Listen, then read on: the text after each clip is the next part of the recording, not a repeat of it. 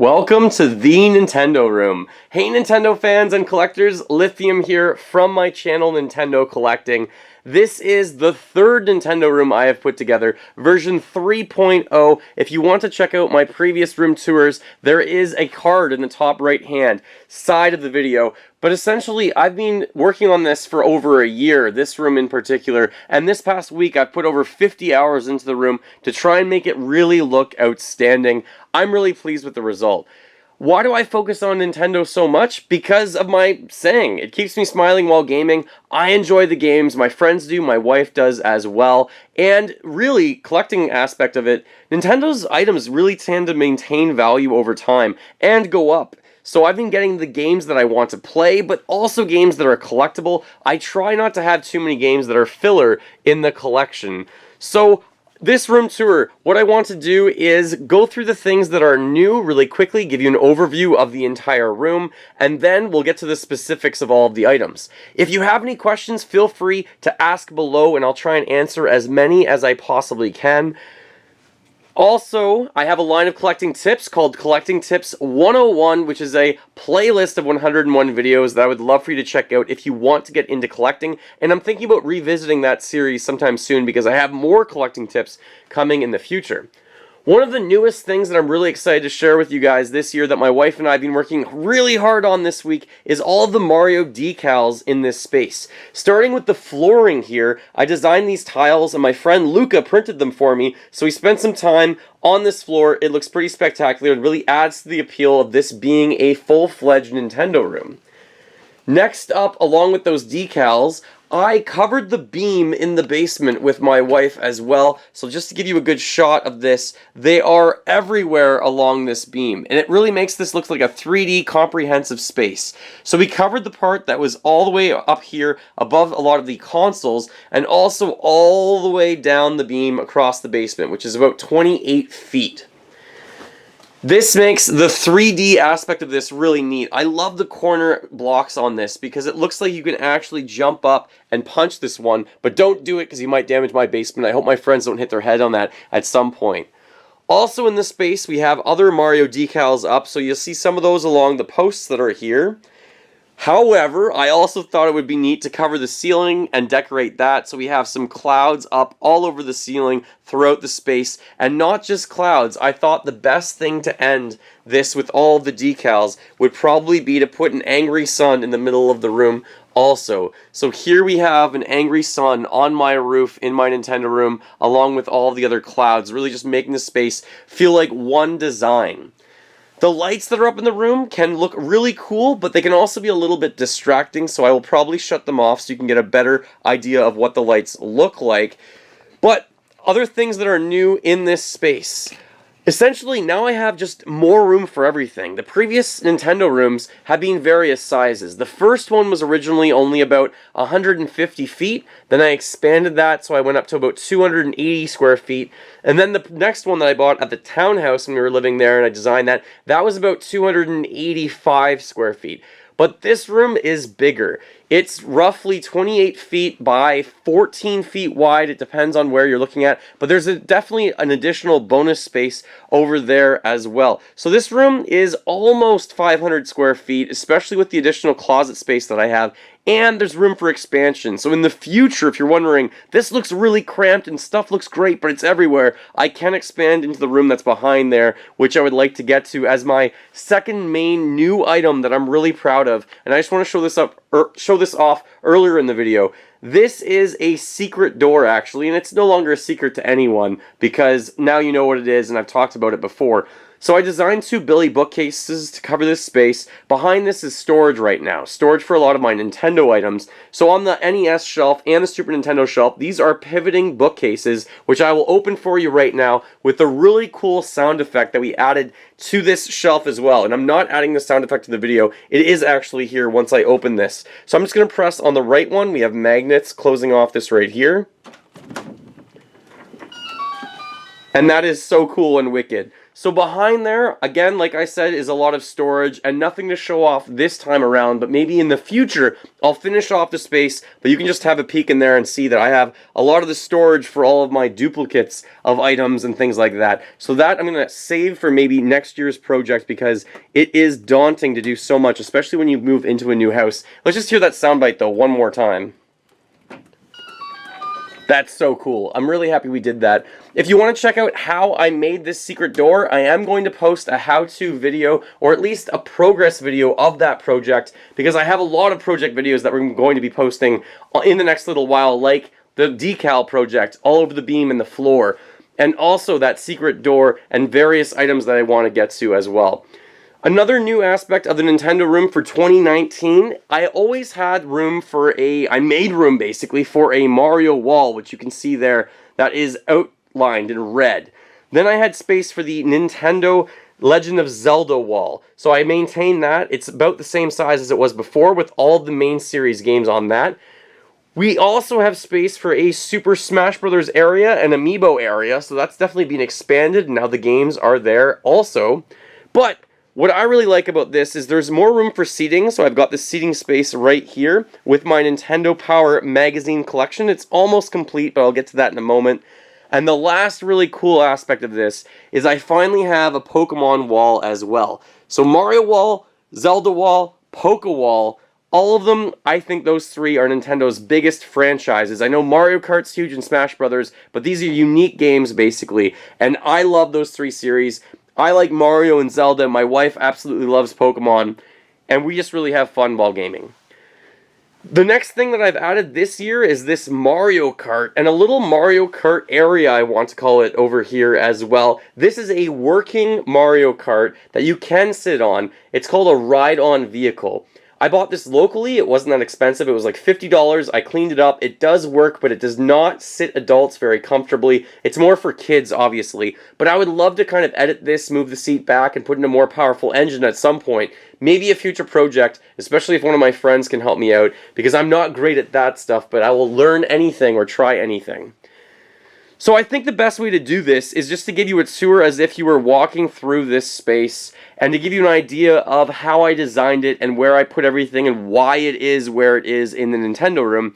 Before I do that, I am just going to shut off the lights. So let's just aim this where I'm supposed to. The top of the N64 wall right there, there's a little sensor, so I'm just going to turn off the light right there for now.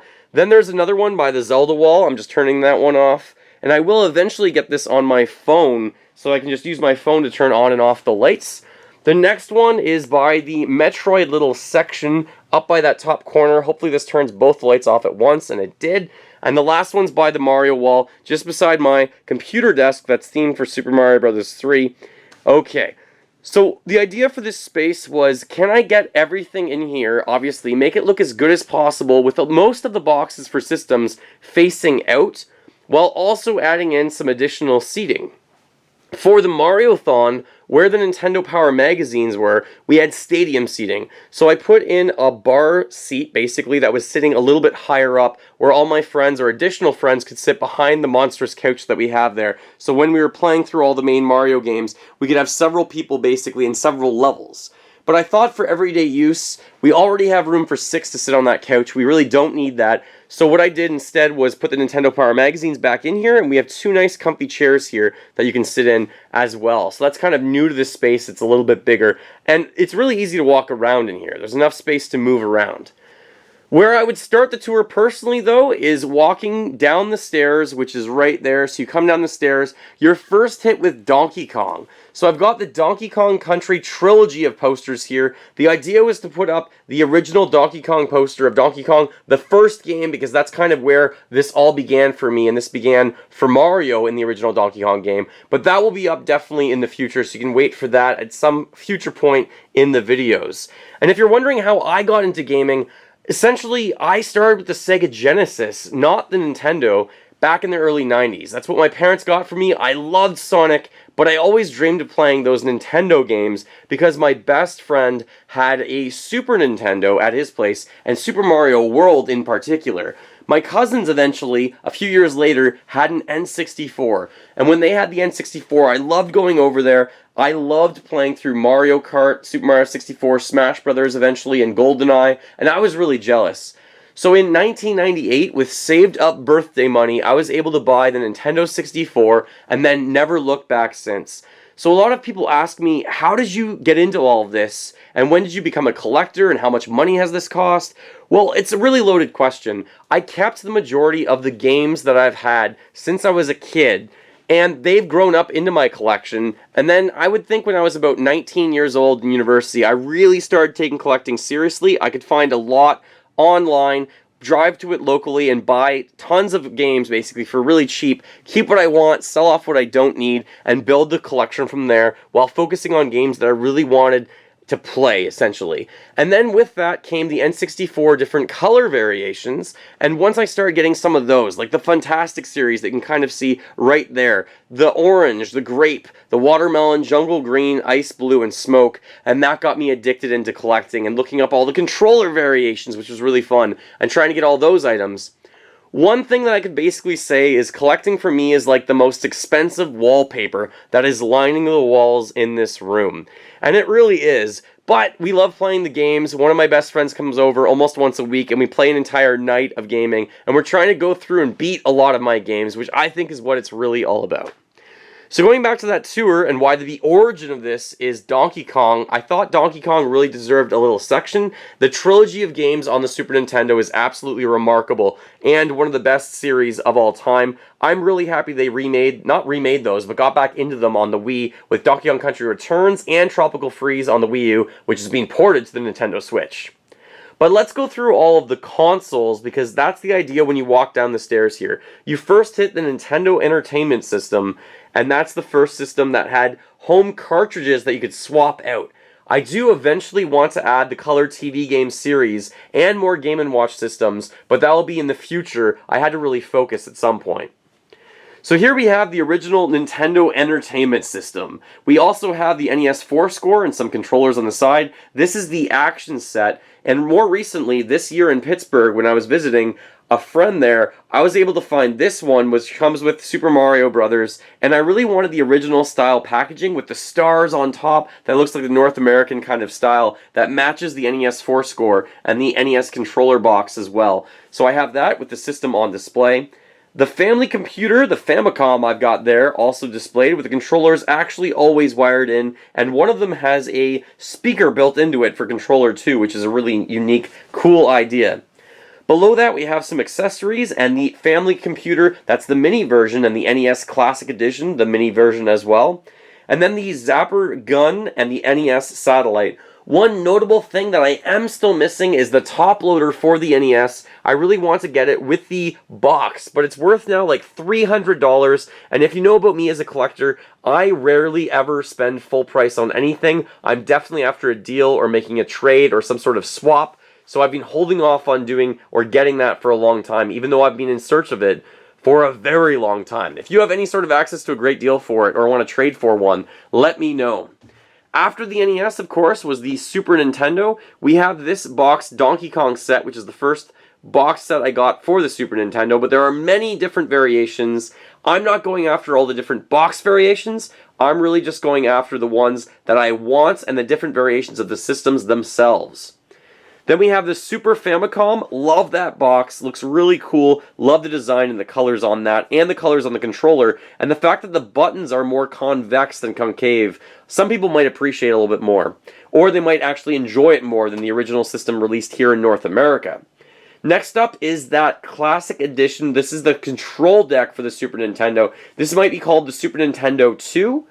And then we have the Super Famicom Mini. Both the Famicom Mini and the Super Nintendo Mini Edition or Classic Edition that has Star Fox 2, the only way to really play that, an official release from Nintendo. And below that we have the Super Scope, as well as the Super Game Boy and a controller box up there as well.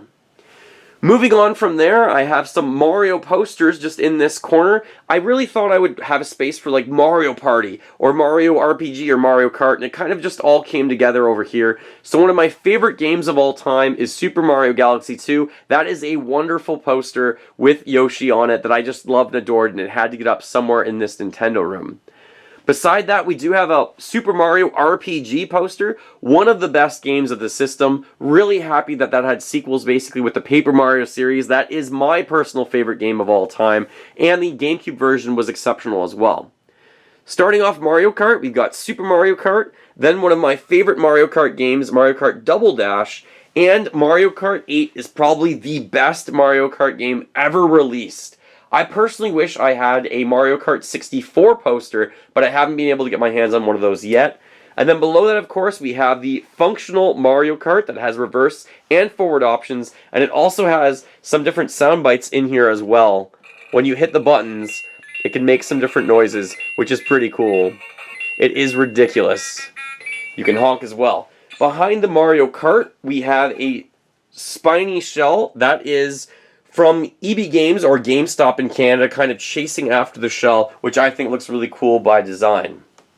Next up, continuing the controller, the console wall basically, and systems and controllers, is my favorite system, as I said, the N64 wall. This wall has every North American console color variation that's ever been released. There are 16 main colors. There is a 17th or an 18th technically that just has the cover. Just the cover of where you put in the expansion pack with a slightly different sticker on it. Really hard to consider that a different variation, but I haven't been able to find it yet either, so I hope to get it at some point. Kicking off the N64 down here, we have the original released box. This one, obviously from North America, and behind it, but kind of hard to see, is the Japanese version right there. Next up, I have the gold version. This is the Japanese version, but behind that, I have the 2-controller pack from North America. And above that, we have the start of the Pokemon systems. So this is the Pikachu N64 set. This is the Toys R Us exclusive. I love this console. And if you have a friend that loves the N64 or wants to get into it and is also a fan of Pokemon, I would recommend picking this one up if you can find it. His foot is the reset button, and the Pokeball that there is actually the power button. And it does have a different footprint than the other systems for the N64. Above that, let's move on to the Japanese systems for now. This is the Dai Hawks. This is orange and clear black on the bottom, but the black is darker than the smoke black system that was released here in North America. This is like a Halloween system. It's also a top 3 favorite system that I have in my collection. I was able to pick up that one for $100. I was really lucky and scoured eBay for literal years, searching every day. I was pretty obsessive about it and really wanted to get it for a good deal. At the same time, the Just Go console is a 30th anniversary from Japan, and it is also just as rare, and I was lucky to get that one also for $100. Basically, the sellers didn't know what they had when they listed them, and I got very fortunate picking that one up. So that's the first 5 systems. The 6th and 7th systems are clear white on the bottom, and then clear pink on the top for this one, and clear blue on the top for this one. This one was also released in Europe, but the pink and white one was exclusive to Japan. This has a very similar look to the Fantastic series. It's just the bottom is different, and the system where it protects basically like a dust cover where the game goes in is gray, whereas on the Fantastic series of system, it is matching the system itself. Sticking with the Japanese systems, we've got 2 more of those. We have another N64 that looks like a Pikachu, but the blue is a slight different variation than the one from North America. So this is the Pikachu Blue N64, and then the Pikachu Orange N64, another remarkably cool system. Really hard not to put this in my top 3 favorite systems that I own as well, because it just looks so cool, and orange is one of my favorite colors. I'm half Dutch, so orange is always a thing in my family. Love those systems. There's a 4th Pokemon system called the Pokemon Stadium Battle Set. This one was exclusive to PAL regions, which included Europe and Australia. This one has the same footprint for the system, but a yellow controller this time, and we got the counterpart controller that was blue on top, yellow on the bottom over there, but Europe got yellow on top, and then it is blue on the bottom, as you can see. This system just has some of the favorite characters on the side, almost like decals. Looks like we have Venusaur, Blastoise, Pikachu, Meowth, Charizard, Poliwhirl, I want to say, and then some decal on the side saying Pokemon. Really cool set as well, like that one. The last 6 systems for the N64 are called the Fantastic series. F-U-N, Fantastic. So there they are. The most common one is definitely Jungle Green, so I'm going to start there. The Jungle Green system, a lot of people know, released with the Donkey Kong 64 set, which you can see I do have boxed right behind the Jungle Green system right there. It was probably the most common because it was released first. So the color called Jungle for that one, I think that's the most common one. The second most common one, probably because it sold so well, is called Ice, and that's right here. Love that color as well, but my box is a little beat up for that one. I would love to get one that's a little bit better with not tape all over it like that. Next up, in terms of how common these systems are found, is really a toss-up. It's probably between the orange, that would be next, and that one's called Fire, actually, so not just orange, and then Grape Purple. I think those are both probably just as common as one another. The fifth one, in terms of rarity, in my opinion, would be Smoke. I wouldn't imagine that this system sold as well as the other systems that had colors, but I thought that's a really cool system. I love it. Elegant, black, just, it works, basically. And then the rarest one I would consider to be from the Fantastic series is this one here called Watermelon. It was the last one that I got boxed. It's really hard to find, essentially, that's complete. Again, the box is not in great shape, but I'm really happy to have that in my collection. If I were to rank these 16 variations, the rarest ones would definitely be the Die Hawks and the Just Go. I think those ones are insanely rare. And then, in terms of expensive though, probably the gold North American 2-controller set is extremely expensive behind this one, as is the Donkey Kong set. But in terms of rarity of these systems, it's hard to say after the top two with Just Go and the Die Hawks. After that, I might say that the Watermelon Red is really hard to find as well. The gold is pretty common in Japan, so you can probably pick up that box. And I must mention that there's a few other boxes that I might not have talked about behind this system right here. It's hard to see, but you can see that in Japan, we also got this system that was released, and it was just called Midnight Blue, I believe. Behind the Smoke Black system, you have Clear Black or Clear Smoke, which is released in Japan too. It's behind this, but it's really hard to see. So in Japan, they didn't get all the Fantastic series. They did get those two though, Midnight Blue and Clear Black, otherwise known as Smoke. Along with the N64, we have a host of different controllers. So I love collecting controllers. I have the Fantastic series of controllers factory sealed up here as well with the lights on. I'm going to see if it's better with the lights on or the lights off for this one. Probably with the lights on, just because it looks cool with it glowing through these. So those 6 that are a set, we have the Fire Orange, Watermelon Red, the Grape Purple, Ice Blue, Jungle Green, Smoke Black, and there was a 7th exclusive to Toys R Us, which is that gold controller. It's really hard to find these factory sealed. All of them I got for, I think, less than $100, except for the Watermelon Red one. One of them I got for free with the Grape Purple set, which I didn't even know. It just said an extra controller, so that was wicked when that came in the mail years ago. And now a lot of those go for a lot more money. Some of mine are dented and beat up. It's really hard to keep those plastic packaging really good condition. Sticking with controllers for now, there's also the N64 series in North America that come boxed. These are the solid 6 colors, so we just have gray, black, red, yellow, green, and blue.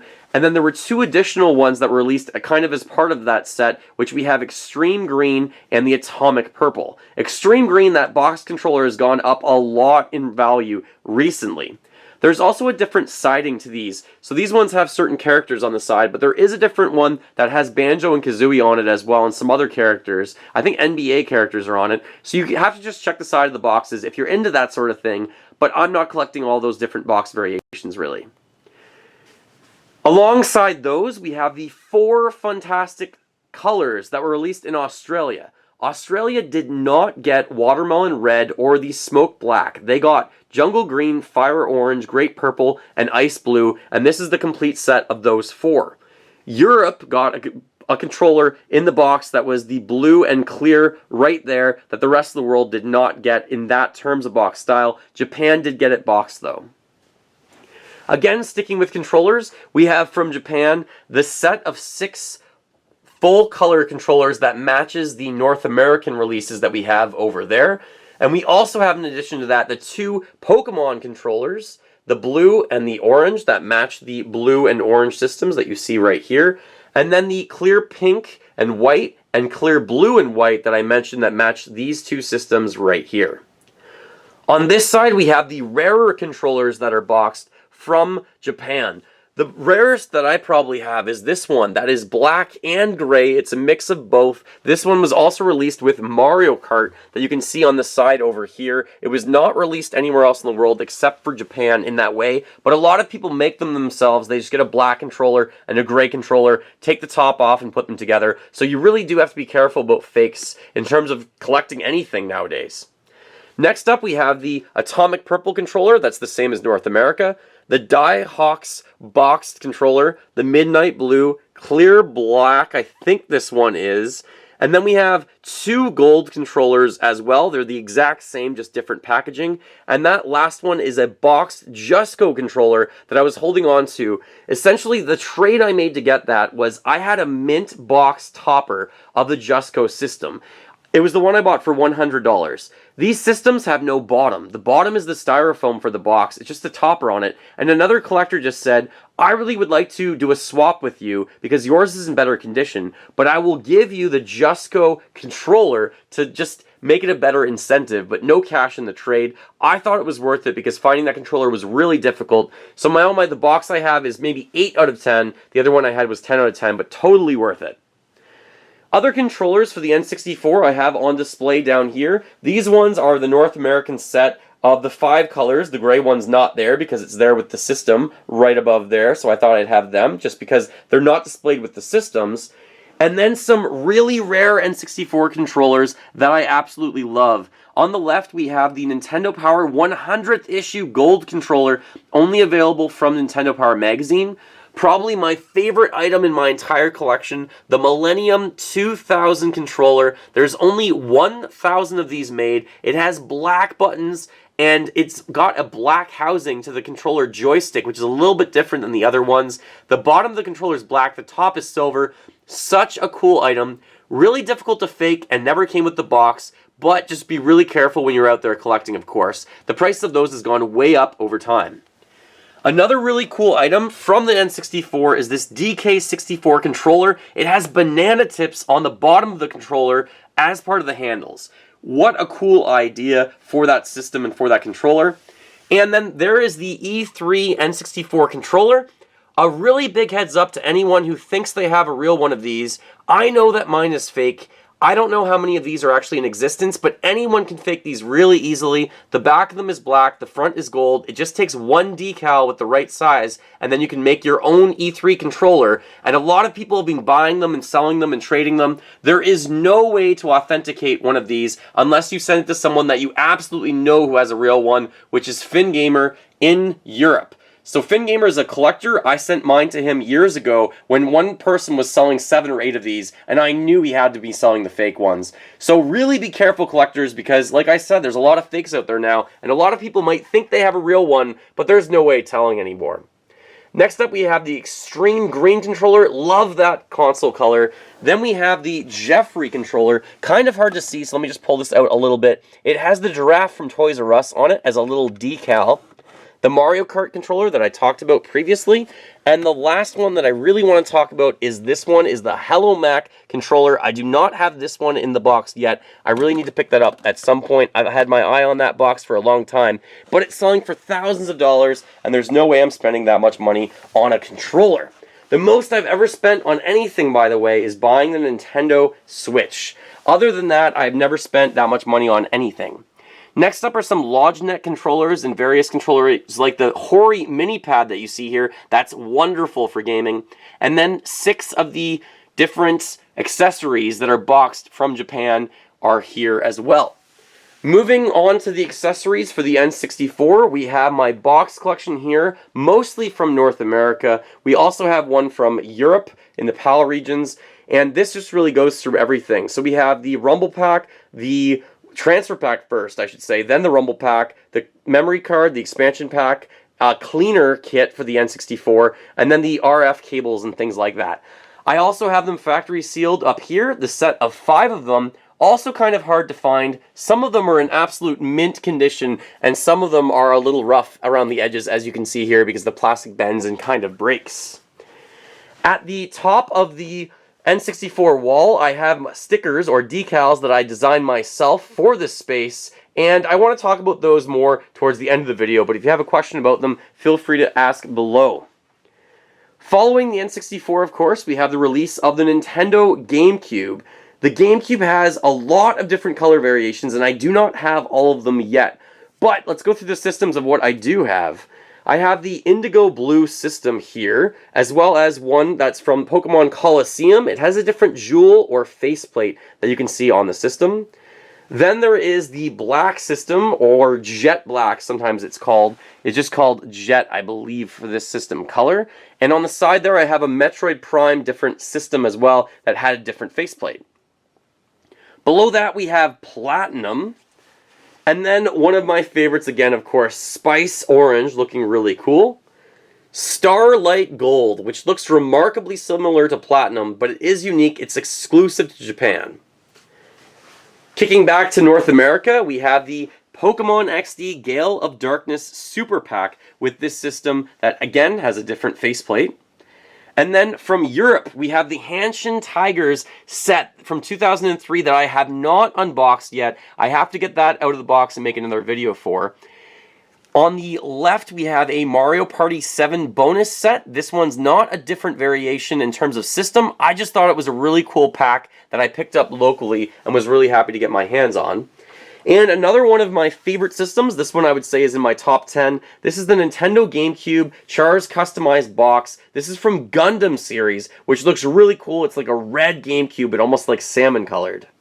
The last system that I have not unboxed yet is the Donkey Konga set. That one I kind of want to hold on to for the next video, or one of the videos coming up soon, because it's a wicked set. I love Donkey Kong variations and things like that. Let's go to controllers next for the N64. And I want to start by seeing or talking about the coolest controller for the N64 is definitely this keyboard controller right here. This keyboard controller has two plugins. One is for the controller itself to work normally, and the other one is for the keyboard to play on games like Phantasy Star Online, which is being released on the Switch. So this controller has full functionality. It's actually pretty comfortable because the controller is so far apart in terms of where you hold on to this. So I really enjoy playing on this actually while playing like Super Smash Bros. Melee or Double Dash. It's actually pretty comfortable. It is a little bit strange to use, but I have a really good time with that. Behind that, we have some LodgeNet controllers, which are from hotel branches, just like the N64 ones that I have. So I thought I might just get that in my collection. Sticking with controllers, let's go to the Wavebirds, because those are so cool. The Wavebird had the gray release, the platinum release, and then it also had two more. One of them was for the Char's GameCube. Now this is probably amongst the rarest items in my collection as well. This one has a box for it, so I'll just move you up to that box up here. This variation, I think there's only 1,000 of these, and it's really neat. Two different shades of red, I want to call it. This one is extremely expensive, and I don't remember exactly how much I paid for this years ago when I got it. Wicked Gamebird, great name. Wicked Wavebird, really like having that in my collection. And the last Wavebird that I have, that I think is all four of them, is the one from Club Nintendo, which you see here. That controller looks like this. There is a matching one of these that is not a Wavebird that I do not have in my collection yet that I really want to pick up at some point. So those are the four Wavebird controllers. Other controllers, let's go through the cool ones, I guess. First, we have the Mario, Luigi, and Wario controller from Japan. These are from Club Nintendo. I bought these for roughly $100 each, but the Wario controller is definitely the rarest and the most expensive of those three. Love the boxes that these come with.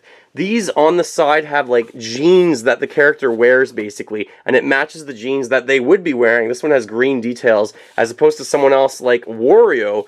Wario's side of the box has purple because he wears purple jeans, and Mario's is just a different shade of blue compared to Luigi's. Really cool controllers that look very similar to controllers being released for the Wii U and for the Switch that are made by PDP, but these are the originals and they're actually official Nintendo, so they work really well. Other cool themed controllers are the Super Smash Bros. Controllers that you see here. You'll also see the boxes for these on the Smash Bros. Wall that I have later on in the video. So here we have three of them. We have the one on the left is from, I think, Super Smash Bros. Wii U, as is the one in the middle. The one on the right is for the Smash Bros. Game on the Nintendo Switch called Ultimate. Moving on from those controllers, we have the more boring ones, I guess, let's get to. So we have the blue controller that also comes as a factory sealed one that you can see right back there. This one's indigo, of course. The same thing came out as Spice, so we did get that Spice controller here in North America as that factory sealed version, but not the system. Then there is the jet black controller that you see back there. The actual controller itself I am using with the system right now. Below that we have the platinum factory sealed as well as the one that is opened. This controller was custom made for me, so this one is not an official release, but it looks really, really cool. This one is by Controller Chaos. It has my name on it with Nintendo Collecting and everything, and I love that controller. That one's really neat, with the longer cord too, which is wicked. Then we have the white controller exclusive to Japan. This one has an extremely long cord, which is great, and you can find that one sometimes still on eBay for a reasonable price. I would really recommend that one, especially for the longer controller cord. The Starlight Gold has its own controller, and the Emerald Green looks really neat and has a box for it as well. The Char's Gundam has a normal controller and the Wavebird, as I discussed. And moving over here, we have the indigo blue and clear controller, as well as this one, which is fully clear, which I didn't know about for the longest time. That one's mostly available, I think, in Japan as a part of a certain set, basically. Enjoy Plus set, I think it was called. So that's most of the controllers I have for the Nintendo GameCube, but there are boxes for them as well. I mentioned that you have the Char's customized Wavebird and the other Wavebird from Club Nintendo. This is the same Mario controller that came out over here from Japan in Club Nintendo, but this one came out in Europe. I don't think the other two came out. And then these are controllers from the PAL regions, basically, a Spice Orange one and a blue one. And then over here we have one of the Wavebirds from Japan, and the Japanese set of boxed controllers, Spice Orange, Emerald Green, Jet Black, Platinum, Indigo Blue, Blue and Clear, and then White. This is the one with the longer controller cable that came out a little bit more recently. After that we have the accessories, and part of the accessories, of course, are the different variations of colors for the Game Boy player. I have 5 of them in terms of colors. So we have the one from the Char's customized GameCube, Indigo Blue, Spice Orange, Platinum, and the Jet Black. So I have 5 of them, and I also have the boxes for a lot of them behind the systems. Like you see here, there's one behind there for the blue one, but it's hard to see. One behind there for the Jet Black, and one for the Platinum. Other accessories for the Nintendo GameCube, I have some factory sealed ones down here at the bottom.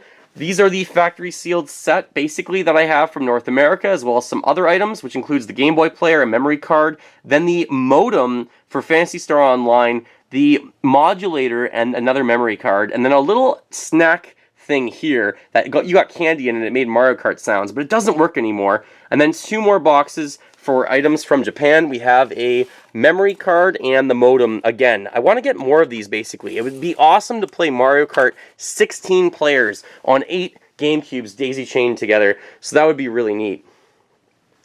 After the GameCube, of course, comes the Nintendo Wii. This was a shift in Nintendo's gaming, basically. This one really went back to trying to capture the casual gamer, whereas the GameCube was more niche. A lot of the games on the GameCube were really unique. Like Sunshine was quite different, Wind Waker was cel-shaded and it was different, Donkey Kong was with bongo drums, and a lot of the games like Double Dash had some unique twists to them, like driving with 2 people in one car.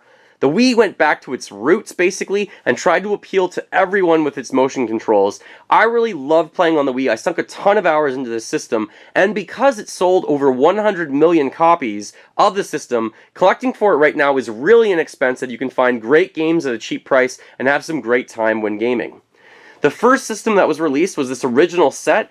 I waited outside in line overnight to get the Wii, didn't get it once or twice, and then finally lucked out at Zeller's, of all places, which doesn't really exist in Canada anymore, and got one of the close to launch versions in the first month of release back in 2007, I believe. Next released was the Black system. This one comes with Wii Sports Resort and Wii Sports, but there are many other variations of that one. And then the red one, the 25th anniversary of Mario. This comes with New Super Mario Bros. Wii and Wii Sports. It looks really cool. I love that system. The last one here is the blue one. This one does not have GameCube functionality, and it was listed at a cheaper price point. And then eventually they came out with the Wii Mini down here. The Wii Mini is not displayed because I am using it beside my system. So that's it for the Wii. After the NES really only had 3 variations, or maybe 4 you could say, with the NES, the Famicom, and the top loaders. But then the Super Nintendo had the same thing really, only like 4 variations. The N64 exploded into 16 or 17 variations. The GameCube has in itself 13 or 14 variations, depending on if you count what, and if you count certain model kits that Nintendo sent out for people to develop with. And then the Wii only really had 5, so we went way back down to basics, basically, and very different color scheme, by the way. The N64 had a lot of see-through colors. The GameCube had a lot of pastel colors, I want to call them. Maybe not pastel, but like vibrant colors, like emerald and spice orange are kind of along the same vein as what I'm going for. The Wii had more pastel colors with this blue, I want to say. In terms of accessories, we have the certain controllers. These are the Classic Controller Pros. I have 4 of them that are official releases. There might be a blue one, but I don't know if it's official release. So we have the white, the black, the red, and of course the gold from Club Nintendo. Other controllers that you can get are the Wii Wheels, which your remote goes into. So I have the black and the white versions there, but I don't have any of the other variations from Club Nintendo, like there's a Mario one, a Peach one, and a Luigi one I want to get eventually. Then we have the classic controller that did not have extra handles on it. That was released, so that was the first one I got. I really miss the Wii Shop channel, by the way. Great music, really gets you wanting to spend. And then the last classic controller with handles is this one for Samurai Warriors 3, which came in a big box exclusive to Japan, which makes this one of the rarer controllers to collect on the Wii. The box for that game is down here. It's called a treasure box. I'm pretty sure that is Samurai Warriors 3, by the way. I don't read Japanese. Other things that we have along here is we have some of the boxed controllers here, but I don't actually have a box controller for the white one. I do have one that is factory sealed still in the box technically, but I don't have one in the box with like the Wii Motion Plus added in. Speaking of which, Wii Motion Plush, there's Wii Motion Plush. Wii Motion Plus, which is one of the variations. And then the pink one down there, which does not have a pink system, but you'll see that controller in a minute with the Wii U collection. On the side, we have Link's Crossbow Training. Love that game. I actually had world records in that game probably about a decade ago, and I really like playing that, even though it is quite simplistic. It's really inexpensive. I recommend you pick it up if you're a fan of Twilight Princess especially. Then from Club Nintendo, we have the gold nunchuck, which you see on the side over there with the blue system. And then the 4 factory sealed accessories, starting with the Wii Remote, the nunchuck, the Pro Controller, or Classic Controller I want to call it, not the Pro Controller, and then the USB connector, which will no longer work, but I have one anyways because that is hilarious. Moving on, after the Wii, Nintendo decided to market this in a very strange way, and I think they know they made a mistake with the naming convention of the Wii U. As a little bit of background, I used to work at EB Games, which is GameStop in Canada. I only worked there for 6 to 8 months. While I was there, I can recall people being confused about a lot of things. And then eventually when I went into the store, as well later on, I remember hearing people, this is not when I was working anymore, but I remember hearing people go, can I get that accessory, that add-on, that tablet for the Wii? Because they didn't know it was its own unique system. Really poor marketing campaign. Because of that, the Wii U did not sell very well. After the Wii selling 100 million systems, they followed that up with like 13 million systems or so sold for the Wii U, which is their worst selling home console if you don't count the Virtual Boy, and I don't in this case, of course. The Wii U, though, let's go with the systems. First up was the basic set. This is the white set. It was only 8 gigabytes, which was pretty pathetic on trying to store your games on this. You had to get some sort of your own memory to store the system, and to store games, rather, on the system. But they also, at the same time, had the deluxe set. That's the one that I got at launch. This came with Nintendo Land, which is a whole lot of fun with friends, by the way.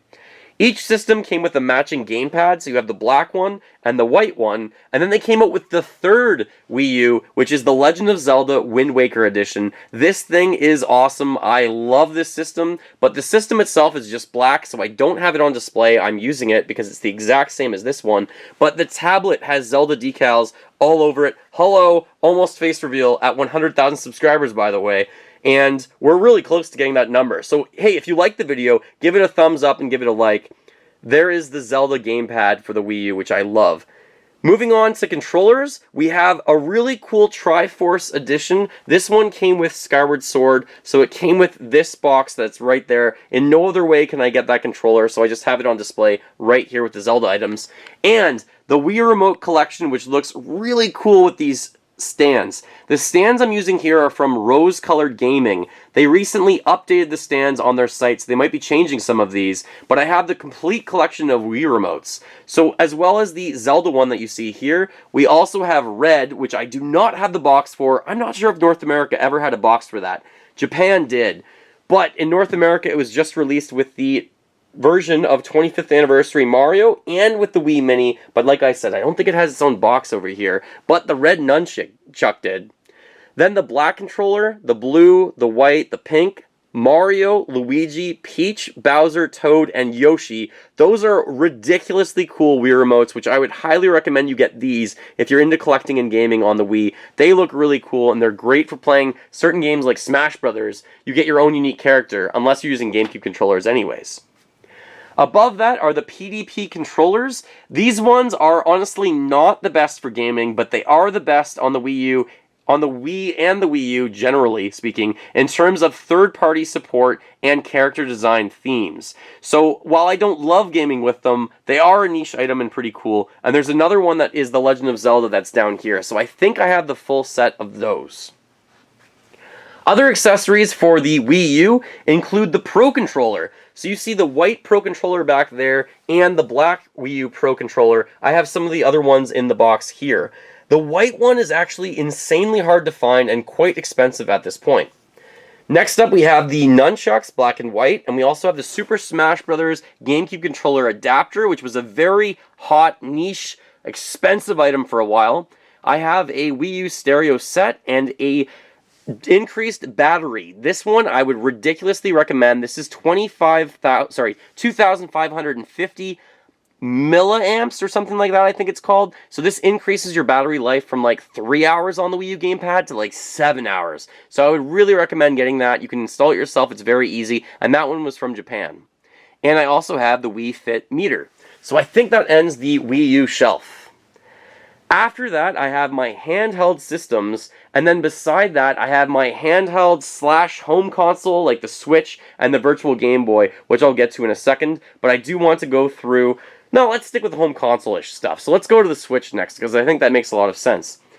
The Switch has a lot of variations out. Actually, more than the Wii and the Wii U, I think. I have the original system, but there's also a Smash Brothers edition, a Diablo edition, there's a Pokemon edition, I think there's a Mickey Mouse edition in Europe, and then there's the Switch Lite, which just came out this week on Friday. I don't have any of those yet because they're so expensive. I was going to get a Switch Lite, but I decided against it actually, just because I thought it would cost too much money to get into collecting all those right now at like $200 to $400 each where I live. That's a lot of money. So I've been enjoying the one system, playing it a ton. It also has many different controller variations. So we have the Smash Brothers controller, we have the Splatoon 2 controller, there's also a Xenoblade Chronicles controller, which I have not been able to get my hands on, so I would love to trade to get that one. Then the original Pro Controller, the GameCube controller, which I showed off earlier as part of the GameCube collection, and there is a host of different Joy-Con colors. I do have the red, the neon red, sorry, the neon blue, the neon yellow, and the neon green, which I got as a Mario Party pack-in. Here is the GameCube controller adapter for the Switch, which is different than the one on the Wii U. The top of this one says Nintendo, but the top of the Wii U one simply says, I think, Wii U on it, and that's so you can tell the difference. Next system, which I should talk about, I guess, is, well, let's stick to Labos here as well, because Nintendo Labo is pretty cool. Build these with kids, it's a great time. I only have the Toy-Con kit, Variety Kit, the first one, but there are other ones for the Nintendo Switch. And hey, Breath of the Wild is fantastic, but I'm going to talk about that as part of the Zelda Wall. The Virtual Boy I have hidden away down here. It gives me a headache. It's really hard to play this system, and I actually only have the box for it. I do need to get the system at some point for that really soon. Woo! So that's a lot of home consoles, but I have a lot of consoles that are handheld. Below the Zelda Wall, which is the next thing I'll talk about, I have the handheld systems. I was trying to hold off on collecting handheld systems until I eventually got done or was finished with a lot of the home console stuff. But I eventually did pick up a lot of these handheld systems, and let's just go in order first, starting with the Game & Watch, which I'm just fixing right now. I have a Donkey Kong 2 Game & Watch. This one's original, does not work very well anymore, and I don't have the box for it. But then I got from Club Nintendo the Game & Watch Ball. Following that was the original Game Boy. My best friend Jordan got this for me. Thank you so much, Jordan. Wicked system. It's really hard to play on now in 2019, but it's pretty cool. Then there was the Game Boy Color. Really want to thank Kevin and his brothers for helping me get that boxed system, which is cool. And then we had the Game Boy Advance, probably the best handheld system before the 3DS in my opinion. Then the Nintendo DS, and the Nintendo 3DS of course, and now we have the Switch, which is essentially a new handheld system with the Switch Lite. I have a lot of different variations of systems here, not all of them and not even close. I would love to get into collecting all the different variations, but just to go through some of them, I have the Pokemon systems released for Pokemon X and Y. There's a red one and a blue one. There are 4 Nintendo DS systems that were exclusive to Japan. They might have been released in Europe actually, but I'm not sure if they got all 4 of them. These are really cool see-through systems that remind me of the N64 and of course the Game Boy Advance era, the Game Boy Color era. They look really neat. Love that system. And there is a Pokemon Mini here as well. Someone sent me that. Thank you so much if you did send it to me. And by the way, if you're a patron, I really want to thank you at this time for supporting me. If you want to be a patron and support me making the videos and the different projects and everything like that, you can check out the link below the video if you want to do that. That's wicked. Next up, we have Super Smash Bros. The system. That's the red edition. There's also a blue one, which I don't have. Another one of my favorite systems, this one is the Metroid one. It has a honeycomb effect. And then we have a new Super Mario Bros. 2 system as well. Down here we have a DSi, or DSi XL I should say. That is the DSi, the blue one. And then a Game Boy Advance Spice Orange, which I can connect to the GameCube, which is really cool that you can use that as a second screen. And then a Die Hawks Limited Edition Game Boy Color. Here we have some of my items that are just various boxes. The other box from Kevin and his brothers. Then the Game Boy Micro. I have one that is factory sealed. I don't have one that's opened yet, so I've never actually played it. But the screen is remarkably small, and that did cost a lot of money in Canadian. Here are 3 Game Boy Advance SPs. The coolest one I have probably is this IQ limited edition I got from a swap meet recently. This is an AGS 101 system with a backlit screen, and IQ was unique to Japan basically. So this one is a pretty rare system I think, and there's also an IQ with the GameCube that I don't have yet. And the last thing here is a DS XL model, but I don't have the system for that quite yet. Over here, we have some different accessories. We have a rechargeable battery pack for the Game Boy, an original Game Boy set that you can travel pack, I guess. The e-reader that I have factory sealed and one opened as well for my friend Mark. And then the Nintendo Wi-Fi USB connector for the Nintendo DS, which essentially concludes most of the handheld systems, except, I say with my transitioning statement, to my Zelda Wall. Now, the Zelda Wall is something I've had for a long time. It features all the main Zelda games, basically, in order of release, and also all of the remakes. So here you are seeing the original Legend of Zelda, The Adventure of Link, A Link to the Past, Link's Awakening. Then we have Ocarina of Time and Majora's Mask from the N64, the collector's editions, of course, Oracle of Ages and Oracle of Seasons from the Game Boy Color, Wind Waker, The Minish Cap, Twilight Princess, Phantom Hourglass, Skyward Sword, Spirit Tracks, A Link Between Worlds, and Breath of the Wild. I believe I put these in chronological order of release, but there are also some remakes that I have, like the new Link's Awakening. This is the Dreamer Edition, which I have unboxed on this channel. If you want to check it out, be sure to do so. And a lot of the other different cool releases. Someone sent me the Master Quest, which is not an official release, but it's cool to play this on the N64 itself. The different variations of cartridges on the N64, from the gold to the not gold, and also the holographic special edition from Majora's Mask, or the non-original gold cartridge for that game as well. And then other remakes we have down here are Wind Waker and Twilight Princess, Link's Crossbow Training again, one of my favorites, a steelbook for Skyward Sword, and Skyward Sword itself I just have displayed right there out of the big box. But then there are a lot of other remakes that I basically have up here above the Zelda Wall. So like 2-tier, almost 3-tier Zelda Wall. We have the remakes on the Game Boy Advance of Zelda 1 and 2, the Collector's Edition from the GameCube that has 4 games. It has Zelda 1, Zelda 2, Majora's Mask, and also Ocarina of Time on it. A Link to the Past with 4 swords, which is pretty cool. Link's Awakening DX, the original remake of that game from 1998. Then Ocarina of Time 3D, and Majora's Mask 3D with a Skull Kid figure. 2 versions of the Master Quest edition that was released. One of them just with the 2 games, but one with Wind Waker and the 2-game bonus. That one's a pretty rare thing to collect. There's also one that comes with Wind Waker and Metroid Prime, but all the ones I find on eBay are fake. They're just the duplicate or 2-disc box where someone prints their own cover and puts it into it, which is pretty easy to do, but I would love to find an original one day. Then on the Wii U, I have the remake of Wind Waker as well with the Ganondorf figure. 4 Sword Adventures, which is not a remake, but I don't really think that's a main Zelda game, but maybe it is. Maybe it belongs on the row below.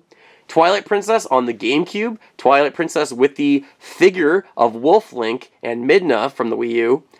Hyrule Warriors and Hyrule Warriors Legends from the 3DS and Wii U. And then Triforce Heroes, same thing, could probably be below with the main Zelda games. Breath of the Wild, they actually released on the Wii U, probably the best game on the Wii U system. And Link's Awakening on the Nintendo Switch. In the middle of the Zelda Wall, I've got a Hylian shield with a Master Sword. This is actually a backpack and a sword combo, which I've displayed to look like an official shield, which looks pretty neat. I don't want a real sword in my collection, but I have this, which looks really cool. I also have a Wind Waker poster here, my personal favorite Zelda game in terms of nostalgia, even though Ocarina of Time and Breath of the Wild are probably in my top 3, and maybe number 1 depending on the day it is. One of the best handheld Zelda games, I would say. This is the A Link Between Worlds poster, where it's mirrored on the top and the bottom. And I also have up a Breath of the Wild poster over here, and an Ocarina of Time poster here as well. What a fight between Ganondorf and Link in that game. If you're wondering what's behind door number 1 here, it is a bathroom, and the door handle I had to break off because we locked the door and no one was in it. But that room is going to be themed for next year's room tour. Right now it has up ugly wallpaper, definitely not ready to show you that space this year. Other Zelda items that I have here, of course, are the handheld systems. So we have a few of the handheld Zelda systems, but I'm also missing a few. This is the one for Ocarina of Time 3DS, then A Link Between Worlds, the Majora's Mask Edition, and the DS version of Ocarina of Time. And we also have one of my favorite systems ever. This is in my top 3. I got this year. This is the A Link Between Worlds Hylian Shield Edition. It looks really cool. Love that console. I also have a Zelda clock. It's a Triforce clock. And this is a lithium dice roller that my friend Andrew made for me, or got for me anyways, with my name Lithium on it. Thank you so much. And a Zelda-themed link case. I made these coasters, which are medallions from various Zelda games, including Ocarina of Time as those 6, and Wind Waker for these 3. And I really think that's most of the Zelda collection, except for on the one side of it, I put the Wii U, and kind of matched with that on the other side of it, I put Breath of the Wild, which I've been holding on to, which is kind of part of the Switch wall. Breath of the Wild gets its own display area. This game blew a lot of people away, myself included. One of the best games I've ever played all time. I can't believe they went open world with Zelda and hit it out of the park the way they did. I can't wait for the sequel. It's a fantastic game. This is the most expensive version of a game I have ever bought, the Master Edition of the game, which comes with this really cool statue with the Master Sword. It also comes with a sound selection, I think coin came with it, the display here that is the carrying case, and the shield I got separately. So the shield unfortunately did not come with it. The last thing this set did come with is the map that you can see back there. And then this is a guide, I believe from Dark Horse. This is Creating a Champion limited edition set. This is actually Jordan's, but it's not mine, but he wanted to display it in my collection. And it comes with a spirit orb, which is pretty cool. Now that we're done, the Zelda Wall, I just want to take a step back and take a breath while we're well into this room tour to give you an idea of the space here. Essentially, because I have so much space, I want to have a seating area for reading Nintendo magazines or playing games, handheld games that you can just comfortably sit in. So I have two of these tub chairs, I want to call them. One of them has a Smash Brothers edition guide on it that I was reading just the other day, actually, just looking through, trying to get better at some of the characters. And I also have in the middle of them a shelf that I've displayed with another decal for a warp pipe, which looks pretty cool. Let me just give you a better shot of that. It kind of looks like you can escape into this area from somewhere else, which I really like. Behind that, though, we have some reading materials. We have the Legend of Zelda box collection of Prima game.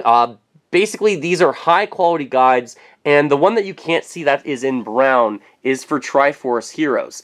I really hope they keep making these. This box set I do have a duplicate of, and the price has gone up over time. Above that, I have my Club Nintendo collection, as well as my Zelda manga set that I got from Jordan. And where Nintendo started, just to note really importantly, they started by making a lot of cards and games. So this is an original set of cards from Nintendo, way back when in the day. They don't really have a year on them, but this set of cards is still factory sealed. So let me just show you this for a moment, because it's really cool to have this from Nintendo. So they're still sealed, they look really neat. I have a second deck that is not sealed that's right there, that I have opened up before, and like I said, Nintendo started with cards and then eventually went into video games. So I just love how Nintendo has a lot of history, and a lot that I still have to get to with the Color TV game series and stuff like that. Really like the statues from Club Nintendo. I personally miss Club Nintendo. You can comment below if you miss Club Nintendo too, because I really do. Above here, we have two guides, one for The Legend of Zelda. It's the Hyrule Historia, which looks really neat, and love that guide. And then the official Super Mario Bros. Guide for the 30 years of Mario.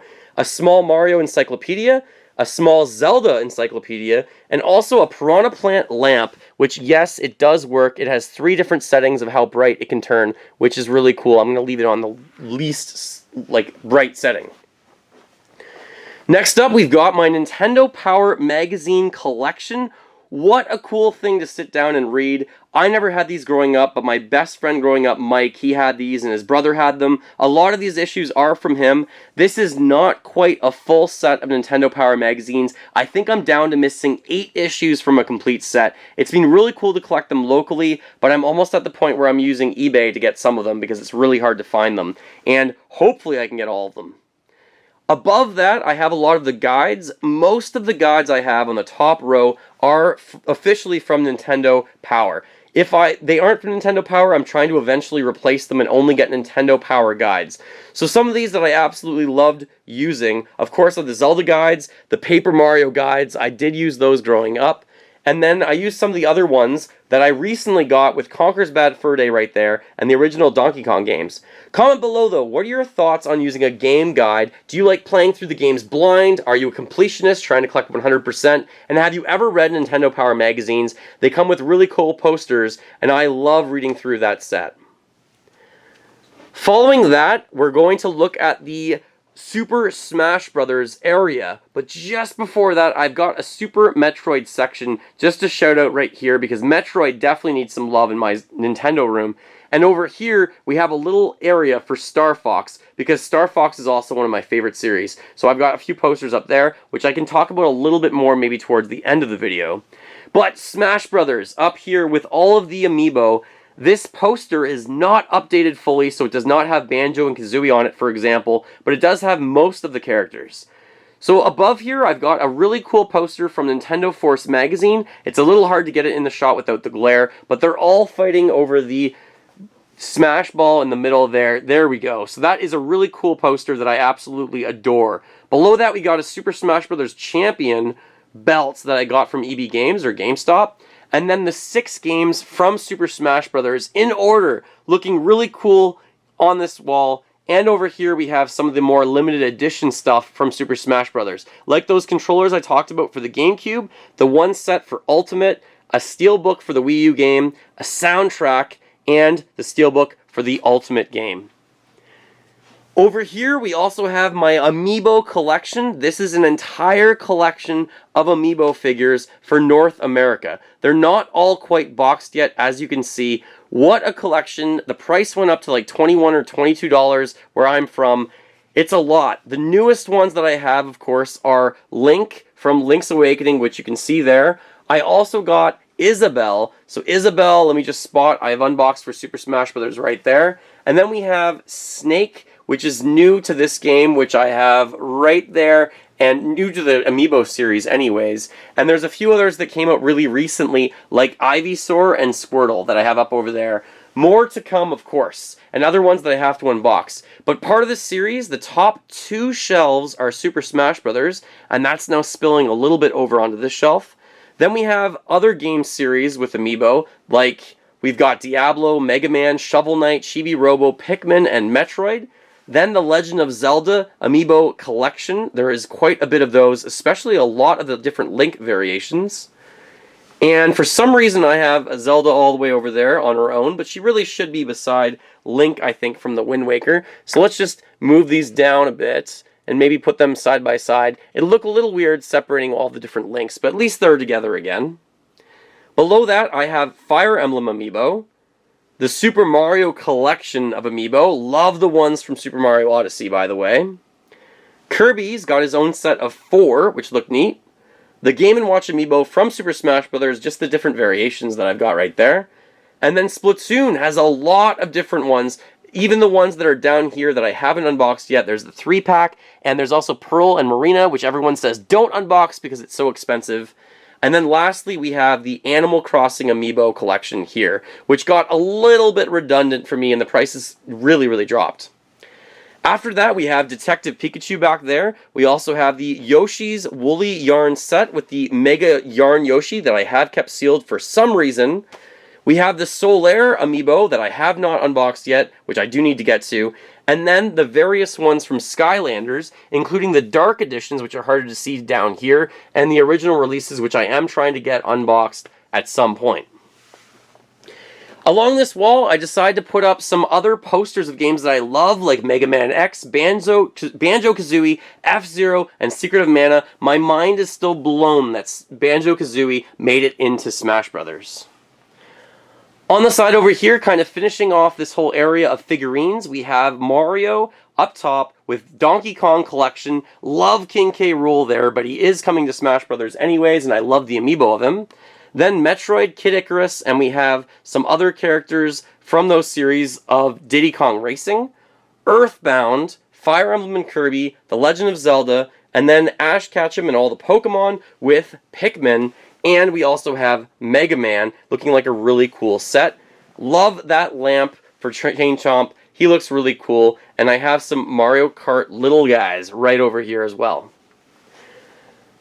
Next up, we have the area for gaming. So I've got 3 TVs here, an HD TV, another CRT TV, because I've got one on my desk over there, and an HD TV is right here. Underneath those 3 TVs for gaming, I have all of the home consoles essentially set up. So I have over here the Nintendo Entertainment System with space above where the classic editions or the mini versions of the NES and the Super Nintendo, because I eventually want to replace that with the color TV game. Then the Super Nintendo and the N64, the GameCube and the Wii Mini that I mentioned, and then the Wii U and the Nintendo Switch, along with various other controllers that I can use whenever I'm gaming, especially with friends. I attach these to the CRT TV on a Switch. So the Switch is here. I've got the NES, Super Nintendo, N64, and GameCube on these Switches, basically, to make it really easy to change between games. I also have, in this space, a couch. A giant couch that seats at least 6 people. We can cram in more if we want. What's great about this couch is that all of the seats do come apart individually, so we can put them back together or move them apart as need be. And the last piece in this section of the room is this NES controller coffee table. This I designed and created. It's one of those ones that does lift up, which is really neat. And after it lifts up, I have a lot of extra storage in here for cords, controllers, a wireless keyboard, the Super Scope, whatever I need can kind of be in here. And the other great part about this is underneath there's even more storage for the remotes and stuff like that. As part of this whole little area, we have a few other items that I've made, like this Wii remote table that looks really cool over here. Underneath that, we have all of my board games for Nintendo, just kind of jammed into this space. And over on the side, we have my N64 and GameCube controllers.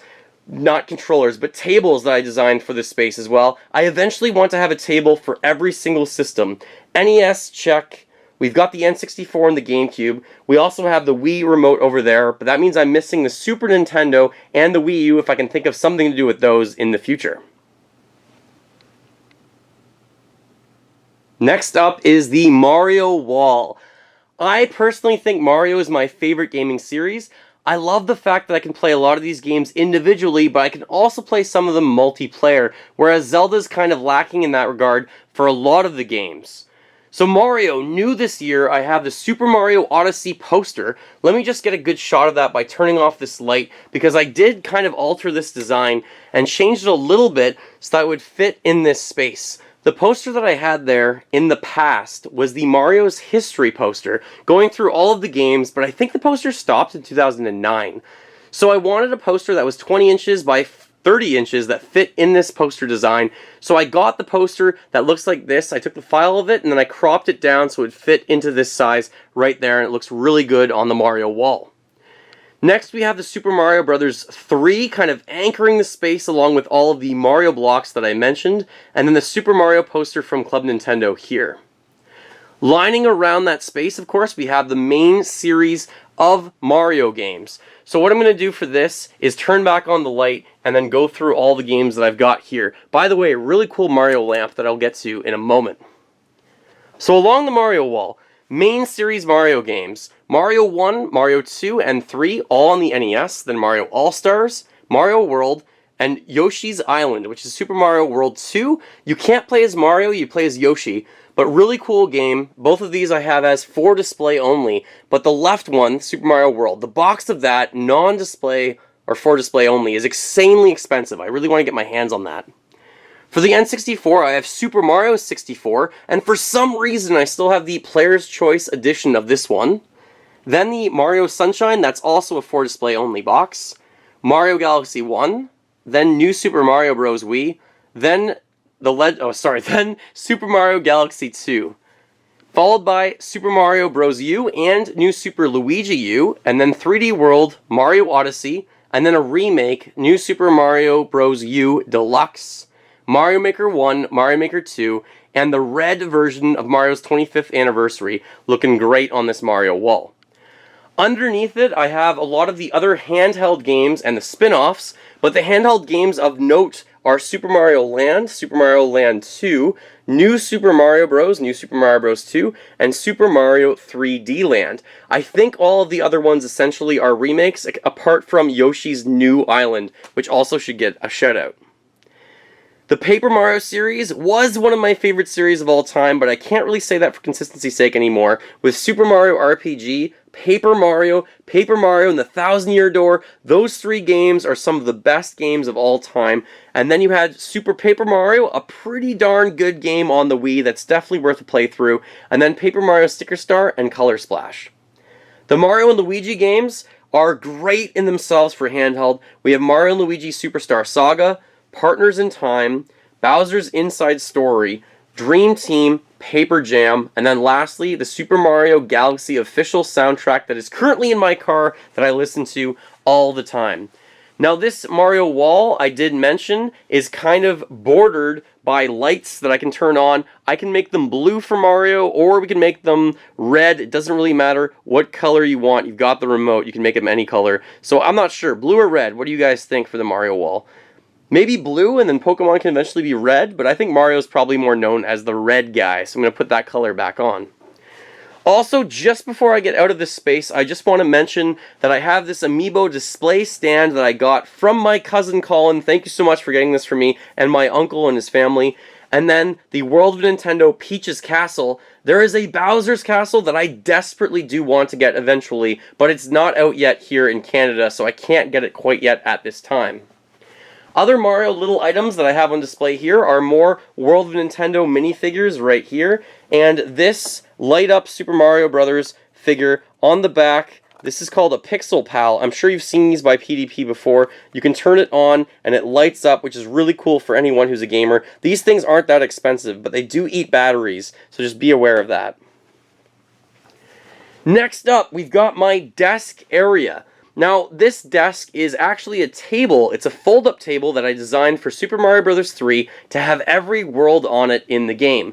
It was made to play games like Flip Cup and also board games. So basically, when you move around this table, we had the first world, the grassland, and then desert, water, big land. Then on the other side, but it's hard to see because it's covered up, we had the clouds, the ice, the pipe, and then eventually Bowser's Dark World over there as well. But I thought, I have a normal desk here with no decals on it. It looks pretty plain. Let's move this in here and it will be a giant piece that I can add to the collection as well and have it part of the space that now holds 3 TVs, a CRT TV for gaming and a dual screen setup. But on the desk, I have a really cool Hyperkin Super Nintendo keyboard. This is a mechanical keyboard. It's not the best mechanical keyboard, but it does look like it's themed for Super Nintendo, and it lights up as well. So we can turn on the light to just flash or blip. You can also turn it off and you can turn it on to purple underneath. I have a mouse pad that is Mario themed as well, and then 2 Donkey Kong little items here that are just kind of on the corner of my desk to hold pens, and just because minecart in Donkey Kong is really cool. Also part of this desk space, I have I think it's called 8BitDo, but I probably pronounced it wrong. This is a Bluetooth speaker with working D-pad. When I did the unboxing and review of this, I did not know if you hold down the button, the volume goes up and down. This works really well, but you can't blast it. It's great for a smaller space usually. We sometimes use that in this room if we need to. And one of the newest items that no one has seen before. This is authentically a Kirby fan. It is plugged in, it has 3 different settings, and the first 2 settings are pretty useless, but the third setting is kind of powerful. Let me just turn it on for you so you have an idea. That is setting 1, setting 2, and setting 3, and I know you can't feel it because it's a video, but you might be able to hear it. He really should be sucking in the air, so my best friend, again, he just said maybe turn the blade around, then he'll suck in air, but it wouldn't be very effective as a fan. So I have it situated there, so when I am gaming, I can have it on me if I need it. And then here's a lamp, a question block lamp that matches the decals in the Nintendo Room, as I mentioned. That looks really cool, and I love that lamp as well. It just looks wicked in this space. There's another lamp that came out for Super Mario Bros. That has an NES controller as the on-off button, but I personally love this question mark lamp, and especially the Chain Chomp lamp over there that I talked about earlier. Moving on from the desk, we're transitioning into World of Nintendo, and the World of Nintendo collection of plush I have here. I'm missing, I think, like 8 to 10 from the full set. But on top, we've got The Legend of Zelda Pixel and Mario and Luigi, then some Marios, Donkey Kong, Luigi, Yoshi and Toad, some various enemies in the game, including the Bonsai Bill, the really large plush, which I love right there.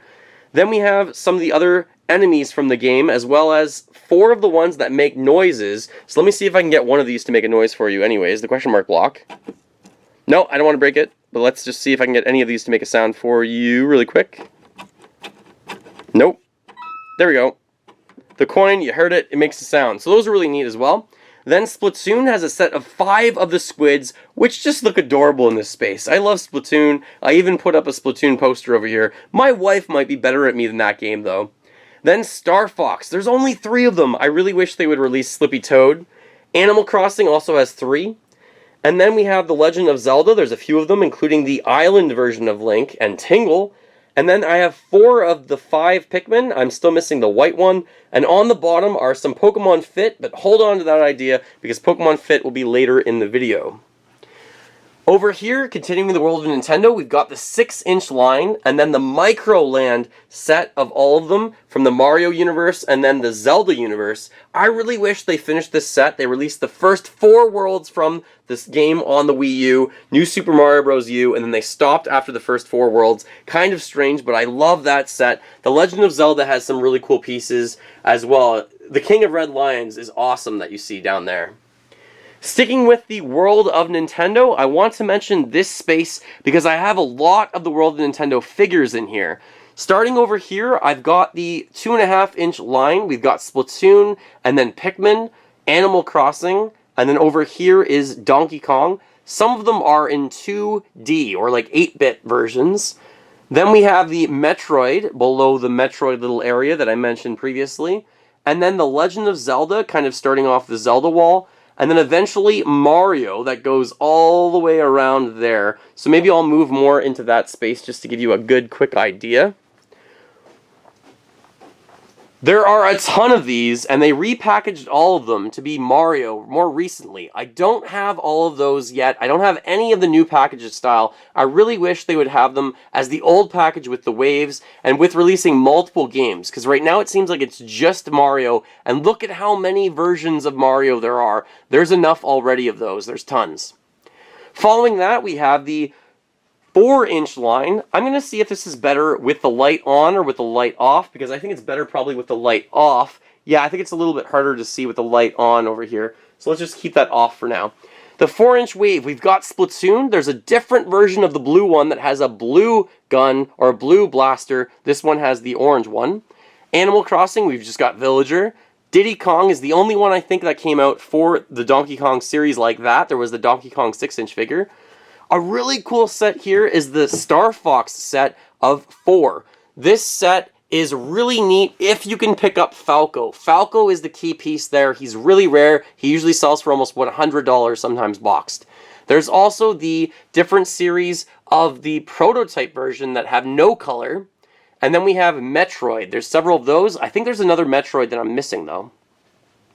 Following that, we have The Legend of Zelda with so many different versions of Link, but we also have some Legend of Zelda.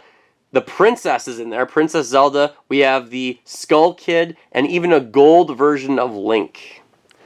Following that, just before I move out of this space, I don't want to forget about Link. This is the giant 20-inch figure. This one's exclusive. This is a limited edition one in this box package, but it is out as a different release.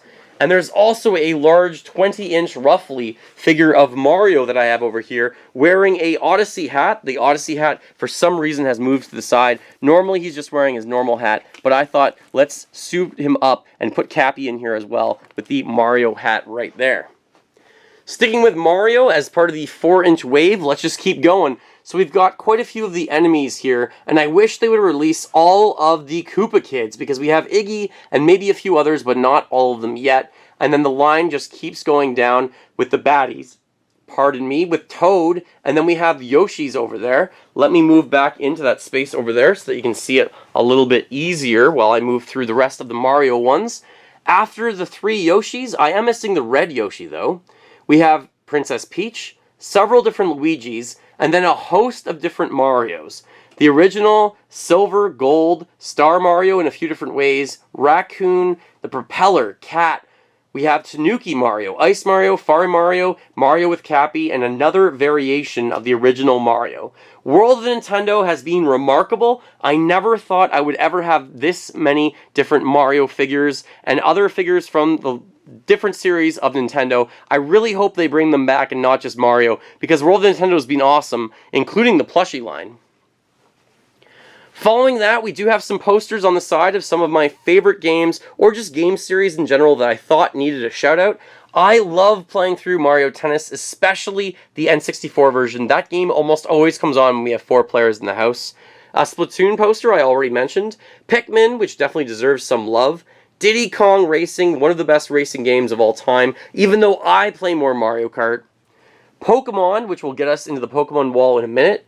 Kirby, which I made this poster or printed it from online because Kirby actually has almost no posters from Nintendo Power, from Club Nintendo, or from anything. Maybe the character needs more love from Nintendo, so I printed that poster myself. Kid Icarus, and the last poster down here is from Luigi's Mansion. I'm really excited about Luigi's Mansion coming out on the Nintendo Switch. This whole time, you might have been like, where are the games? Or bring up your games. They're inside this closet, essentially, which is 4 feet deep, and it's, I think, 6 feet wide, essentially. So I put 4 Billy bookcases in here to display all of the games. The idea here with the games was to have the cartridges pulled out of the box, that way I don't have to damage them when I try and open the box and close them over and over again and crease them. So a lot of the games here I have the box for on the side, so it maybe is opened up a little bit. But here are all the cartridges. Going through cartridges is a little bit boring, so I'll go through the boxes in a moment. But I have roughly 50 NES games, 160 Super Nintendo games roughly. On the N64, I think I'm up to about 75. I love those cartridges for the N64. However, they don't have end labels. I'm going to add end labels, I think, to all of my games, and then I can display them differently. Because right now they look cool face up, but it's definitely not optimal. Alright, the boxes. Let's start with the NES, of course, and the NES has some of the best games of all time in terms of retro nostalgia, but personally the games are almost too old for me to play today. So some of the shoutouts here are the Dragon Warrior series. I'd love to get the other ones. We have Duck Hunt, of course, with Dr. Mario. DuckTales, Excitebike, Final Fantasy, Kirby's Adventure. That is one of my only factory-sealed old-school games. I got it factory-sealed and have never opened it, of course. Then we have the Mega Man games. I've got 5 of the 6 games. I'm still missing the actual cartridge for Mega Man 5, but I believe I have the other games in cartridge form over here, and I really, really, really want to collect that entire set. We also have Punch-Out, Super C, Tetris, and the 3 games for the Teenage Mutant Ninja Turtles. After that, we have the Super Nintendo big box version of Earthbound. A really cool part about the lights in this space is you can turn them on various settings, so we can make the colors basically change. And when the colors change for this, I can't even tell what color the Earthbound box is when it goes through all the different color variations. It looks really neat changing the colors in here, basically. So just have your eye on that for a second. I don't even know what's going on with that, so let's just turn the color back to white. The big box versions on the Super Nintendo in North America are Earthbound, Lethal Enforcers, Mario Paint, and Super Bomberman Party Pack, of course. On the Super Nintendo, there are so many great games on the system that I really want to get into, all of them. But again, I'll just go through some of the shoutouts. We have Breath of Fire, Chrono Trigger, Contra 3, what a great game, the Donkey Kong trilogy that I already talked about, Earthworm Jim, Evo, F-Zero is fantastic. The Final Fantasy games, I still have to get the other one from that trilogy of games on the Super Nintendo. It was Final Fantasy Mystic Quest. I have the game, but not the boxes. The Final Fight trilogy, including the orange Final Fight Guy, very expensive piece. Ghoul Patrol, which is skyrocketed in price. Illusion of Gaia, the Kirby games. Killer Instinct, Lion King, getting that re-release on the Nintendo Switch along with Aladdin, which is right above it right there. The Lufia games. Oh, Mario's missing, not very good, but the Mega Man trilogy is outstanding. Mega Man X, X2, and X3. Mortal Kombat is really good. Ogre Battle, great tactical RPG. Secret of Mana, one of my favorite multiplayer games that I really want to finish with my friend, of course. And then we have some of the SimCity games. Skyblazer, also going really up in value. Star Fox, Street Fighter, Super Bomberman, Super Castlevania 4, Super Mario Kart, Super Metroid, and then we have Punch-Out! The Super Star Wars series is way too difficult on this system. We have Ultima, Uniracers, excellent game. Warriors Woods, not great, but UN Squadron is excellent. And then Yoshi games on the system are also pretty good. Yoshi Safari with the bazooka gun, hilarious. Next up is the N64, of course. The Rareware series really dominated this system. So we've got like GoldenEye, Banjo series, Blast Corps, Diddy Kong Racing, Donkey Kong 64. Just to start out, that was all Rareware that I mentioned. Gauntlet Legends, great multiplayer game to play with friends. Harvest Moon, one of the games I spent the most hours on as a kid. Then we have the Mario games, including Mario Golf, Tennis, Kart, Party. All those games are excellent. Ogre Battle, Perfect Dark, Pokemon Stadium, where you could play the original Pokemon games on your N64. Pokemon Snap, played that game for hours. Loved playing through that game in like an hour and a half or 2 hours. Snowboard Kids, Star Fox 64, the Star Wars games, Tony Hawk's Pro Skater, I should really get the other ones, Turok, and Wave Race 64. On the Nintendo GameCube, I think on the GameCube, I haven't mentioned yet, I have roughly 100 games on the Nintendo GameCube. Animal Crossing was at its best on this system so far. One of the first releases in North America for Animal Crossing also. Baten Kaitos, or Katos, Beyond Good and Evil is exceptional. We also have the Eternal Darkness game that was rated M, I believe. Very freaky game. F-Zero, Fire Emblem Path of Radiance, especially with Fire Emblem being so popular right now on the Switch. Kirby's Air Ride, Killer 7, Ikaruga, great games. The Mario games, all of them are excellent. My personal favorite Mario Party game is probably Mario Party 6 on the GameCube. Mario Kart Double Dash, love it. Super Mario Strikers, there's electrified fences, body checking, power-ups, love that game. The Metroid games, so fantastic. The Phantasy Star Online, then the Pikmin games, the Pokemon Ruby and Sapphire box, that's pretty expensive now. The Resident Evil games, especially Resident Evil 4. The Sonic games, really fantastic as well. And Super Monkey Ball, I've got to have there somewhere. I should mention that those games are really good. Getting to those actually right here with Star Fox. Tales of Symphonia, the Tony Hawk games again. And then finishing this off with a big box Mario Party 7. I really want to get the big box Mario Party 6 at some point. The handheld I am going to hold off for now because I don't have that many handheld games. I'm going to talk about those after I talk about the next system. Sticking with home consoles, we have the Wii up next. On the Nintendo Wii, I believe I have roughly 120 games for it. I should probably trim this down to get the top 100 games for each system, was originally the idea, but I think the Wii just ballooned because there are so many good games on the system. I really enjoy Animal Crossing, Battalion Wars, Bit Trip Runner, especially on the Bit Trip Complete, the Donkey Kong games, especially Donkey Kong Country Returns. Excite Truck is a lot of fun. We have a rare one called F1 2009. It's a racing game. It's not that expensive anymore. Fire Emblem Radiant Dawn. A hidden gem, Fortune Street, featuring Mario on there. Then we have the Kirby games. I love Return to Dreamland. It's really weird how we got this special edition of the games for Kirby, but not Crystal Shards on there. That was sad. Klonoa making its way over from the PlayStation. Lego games, my wife really enjoys them, so we're almost getting all of those, it looks like. And the Lost in Shadow, another hidden gem on the system, as is Mad World. Some of the Mario games, including Mario and Sonic at the Olympics. Comment below if you're actually excited about those, because I am, especially the one coming out for the Switch. Another Mario Strikers game, but personally to me not as good as the one that came out on the GameCube. The Metroid games, Metroid Prime Trilogy in particular. Muramasa, fantastic game on this system that you should definitely try. Mushroom Men's a hidden gem. No More Heroes, Okami. Then we have Pandora's Tower, one of the 3 games as part of this trilogy. I guess I have 2 of them here. So the trilogy was called Operation Rainfall. We have Pandora's Tower, The Last Story, and Xenoblade Chronicles that people tried to get ported over here. Really good trilogy of games. The Pikmin series was remade on this. We have Pokepart games. Punch-Out was back out. Red Steel games are here or there for me. I really love playing Rock Band with my friends and with my wife. Rune Factory is a good series. Sakura Wars, another hidden gem on the system. And then down here, we've got another Tales of Symphonia game, Tatsunoko vs. Capcom, the Trauma series, Wario Land, the Wii series, which are incredibly inexpensive, but nice fun for a good 20 minutes maybe for each of those at least.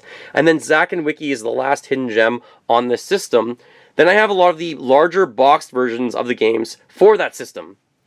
Next up is the Wii U. I decided to put the bigger box games here. I do have Axiom Verge, which they promised to release, which I'm really happy to see that one come out. That was fantastic of them to release that game. Below that, the Wii collection. I think I only have like 40 to 50 games for the Wii U in total. I should have said the Wii U collection. Really good standouts on this one though. They've ported almost all the good ones over to the Switch. But we have Bayonetta 2, the Darksiders games I'm told are great. DuckTales, Captain Toad Treasure Tracker. The Mario Tennis game I think is abysmal. Personally, I don't really enjoy it. I missed the previous Mario Tennis games. NES Remix. Pikmin 3. I really expected that to get a port over to the Nintendo Switch. Mario Kart 8 original release, one of the best Mario Karts. As I said, Nintendo Land, Pokken Tournament, Shovel Knight, Splatoon, Star Fox, oh no, can't mention that one for being really good in my opinion. The Wonderful 101, I do expect that to get ported over. Xenoblade Chronicles, Yoshi's Woolly World, and again, most of those were ported over to the Nintendo Switch. Speaking of the Switch, that is next up. I don't have a huge collection of Switch games like other people. I have the Mario games, the Zelda games, the Pokemon games, but then ARMS, the Collection of Mana, the Elder Scrolls 4, Kirby Star Allies, Mario Kart 8 Deluxe, Mario Tennis Aces, Super Mario Kart, or Super Mario Party, I should say. Then I have Runbow Deluxe Edition, and Sonic Mania, and Splatoon 2, and some other special editions, like Fire Emblem Warriors. And below that, I've got Three Houses, of course, and Xenoblade Chronicles 2.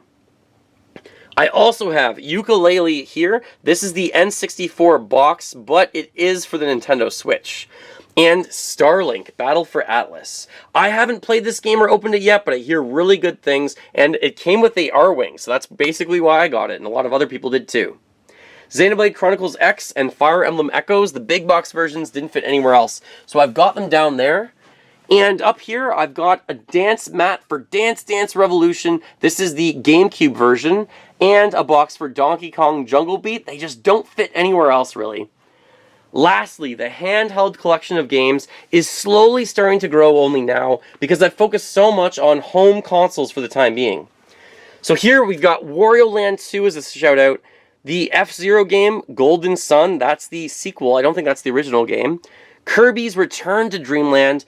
Mario Party Advance, Mario vs. Donkey Kong, some Mega Man games, Metroid Fusion, a big box WarioWare Twisted, and the game for Mario Party e-reader, which is kind of cool, and then Mario Teaches Typing on the PC. In terms of the DS games, I've got Animal Crossing Wild World, some Final Fantasy games, some Kirby games, 4 of those actually, Mario Hoops, some more Mega Man, and WarioWare. On the 3DS, I really like Animal Crossing New Leaf. We've got the Bravely games, which are excellent. Donkey Kong Country Returns 3D. Fire Emblem, Awakening, and Echoes. There's actually a few more of those. Kid Icarus Uprising, fantastic. Kirby Triple Deluxe. Really, all of these are gems. Luigi's Mansion, Dark Moon. The Mario Party games, but Mario Party the Top 100 really should have been out on the Switch with online, with all of the best games, or courses and mini games in that one. Metroid, Samus Returns, Pokemon, we also have Steel Diver, of course, and Ultimate NES Remix, and then some of the big box versions of 3DS games, and some of the other ones that I don't really have a box for yet, like Conker's Pocket Tales, which is a great moment to stop and really just think about all of these games. Like I said, top 100 on each system would be a really good idea. I only think I have roughly 650 to 700 of the best or really good or rare Nintendo games, with some exceptions. So you can comment below, what are the games that you have in your collection? Are you going after full sets? I don't really need to get every single game. Honestly, 600 games is enough for me to play through, obviously, for the rest of my life. Moving towards part of the last aspect of the tour is the Pokemon wall, which you see here. One of the best aspects of the room this time around, I first put up this Ash poster with Pikachu, loved it where it was, and then designed the rest of the space around this. So here are all of the main home console Pokemon games. I've got all of them. That's quite a bit. So we've got Generation 1, Blue, Red, Yellow, then Gold and Silver, Crystal, Leaf Green, Fire Red. Oh no, it's Player's Choice. Eventually I do want to replace that so it looks even better. Ruby, Sapphire, Emerald, then Diamond and Pearl and Platinum, Heart Gold and Soul Silver, which I do have the big box versions for right there. And then Pokemon Black and White 2, X and Y, Ruby and Sapphire. Wait, no, this is Omega Ruby and Alpha Sapphire. and then Pokemon Sun and Moon, as well as a boxed version of that. Then Pokemon Ultra Sun and Ultra Moon, the big box versions as I mentioned, and then a steel book for Sun and Moon. And lastly, the remakes on the Nintendo Switch of Let's Go Pikachu and Let's Go Eevee beside my Pokemon. This is the only one of Pikachu of the 4 that I used to have in the old Nintendo room. I used to have the 4 starters from the original game as those frames set, but I don't really have those up anymore. On this side over here, I've got 3 starter packs from Tommy. These have all 9 figures in them. Really neat set. I wish they would release all of them because we have Generation 1, Generation 2, and Generation 3, but I just wish there was more.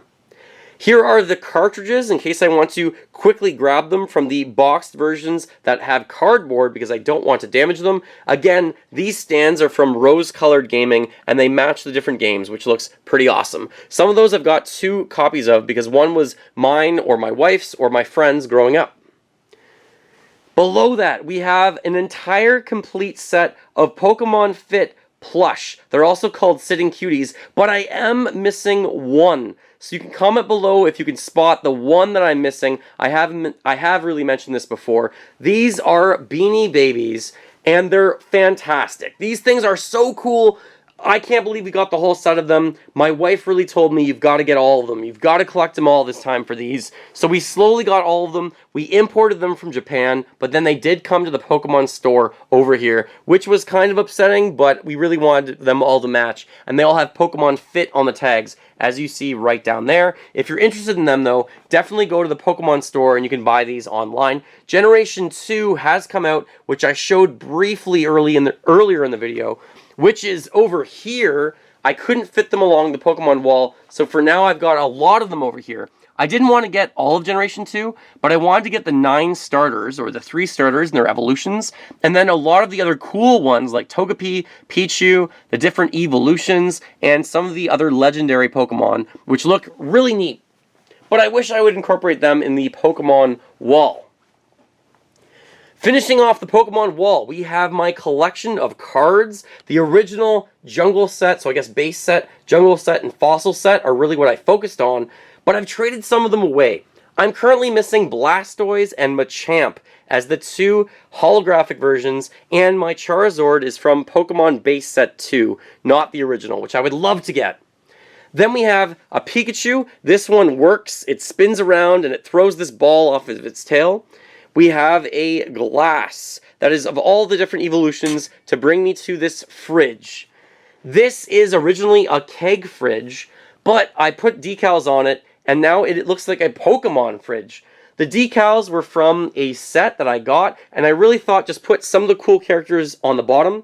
Then the evolutions moving into the one sticker, not the evolutions, the evolutions of the starters, moving into all 3 of the really cool Blastoise, Venusaur, and Charizard. Blastoise is my personal favorite Pokemon. Pikachu's on the side over there, all electrified. And then I kind of have Mewtwo over here telling you to open the fridge, and maybe you'll get fat like Snorlax, and really enjoy yourself. Above that, I have the complete set of 152 figures of Pokemon. This is a frame. They are a fantastic set. You can try and find this on eBay. I would search Pokemon frame because it's really hard to find. It did come with a box, which I have stored away somewhere else. On the side here, we've got a Pokeball, 4 glasses of the starters that we could use if we need to have a beverage, and then 4 glasses with different Pokeballs. Kind of hard to see. I think I do need to light this space a little bit better. Finishing off the Pokemon space brings me to this Pokemon table. This is a Pokeball table that I designed and hand painted, as well as 4 stools that fit really well underneath. So now with that red theme of the Nintendo room, I think it works really well in this space and finishes off this area for Pokemon. So we've got seating for 4 over there. I guess seating for 1 in the Mario Kart. 2 more, so that's 5. Wait, 4 more, so that's 5. 2 more over here, which I had in the mind on these cabin chairs. Then we've got at least seating for 6 over here if we need it, as well as stadium seating, which I would put behind during the Mario-thon and Zelda-thon and move those Nintendo Power magazines. And then at least seating for 1 at my desk for this collection. Now, I just want to finish off this video by thanking you if you've watched this all the way to the end. This video took me days and days to film. It has been a very long process coming. My wife, I've got to really thank her patience and her effort cutting out various things for me, cutting out all of the decals and the clouds, basically putting up all of the sprites along the beam. It looks really cool. I love how this space came together. I really appreciate you guys watching, liking, commenting, sharing this. I would love for this video to get out there and for more people to comment their tips and suggestions for me to make this space truly outstanding. Let me just turn on the lights for the end of this video as well, just so that we can move towards what's next in the Nintendo room, because right now it truly does look like it's almost a completed space. Now that the flooring is done, as I mentioned, and the ceiling is done, and all of the shelves are up, this truly does look like the vision I had for this Nintendo room. I can't believe that we're here, that this is finished. I feel like this is a final product for this space. I can always make things better and fine-tune them, so if you do have suggestions, let me know. However, the best thing about this house is that I can expand into another 150 feet behind those secret doors. And then over here, we have a bathroom that I need to theme Nintendo as well to move into that space. So I'm hoping to make this even better in the future. I do have quite a few videos about projects that I want to bring out very soon, so stay tuned for those. Again, if you have any questions, please comment below, and please let me know what your thoughts are on the room, on collecting in general. What is your favorite gaming series, and what was your favorite part of the video, or your favorite part of the new room tour for this year, for 2019. Thank you so much for watching. Feel free to fill that like bucket, follow me on all the social media links in the description below the video, and remember, as always, go collect them all, and keep smiling while gaming. Thanks for watching, everyone.